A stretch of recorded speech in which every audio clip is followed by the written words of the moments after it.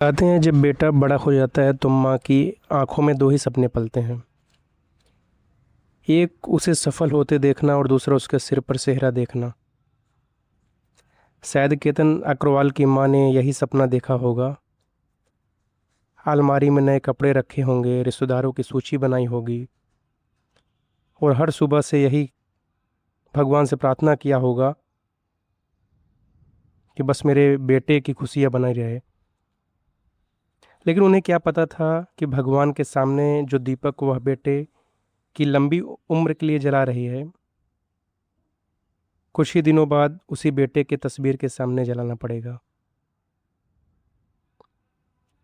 कहते हैं मौत सबसे ज़्यादा दर्द तब देती है जब वह किसी बीमारी से नहीं, किसी अपने के विश्वास से टूटने की वजह से होती है। जिस लड़की के साथ भविष्य के सपने देखे, उसी रिश्ते पर अब गंभीर आरोप लग रहे हैं। पुलिस का आरोप है कि केतन की मंगेतर और उसे कथित प्रेमी ने साजिश रची। इन आरोपों की अंतिम सच्चाई अदालत तय करेगी।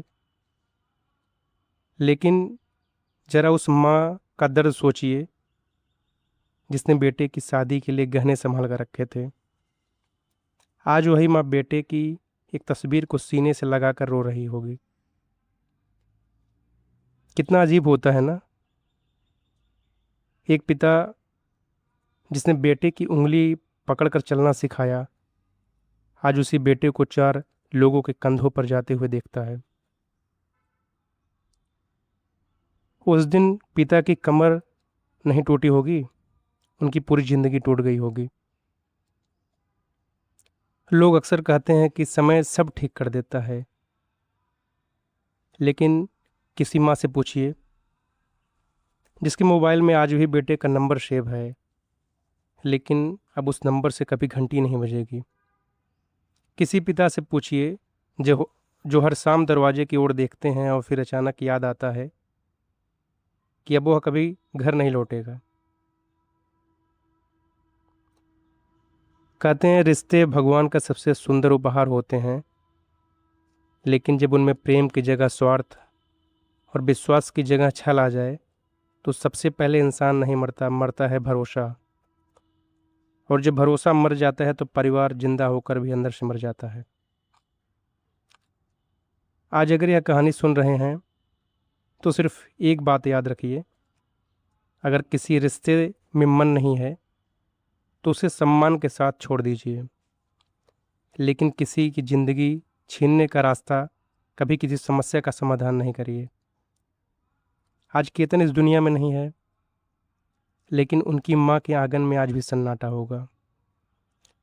उनके पिता की आंखों में आज भी इंतजार होगा और शायद घर की दीवारें आज भी पूछती होंगी कि वो बेटा कब आएगा जिसके लिए घर बनाया था।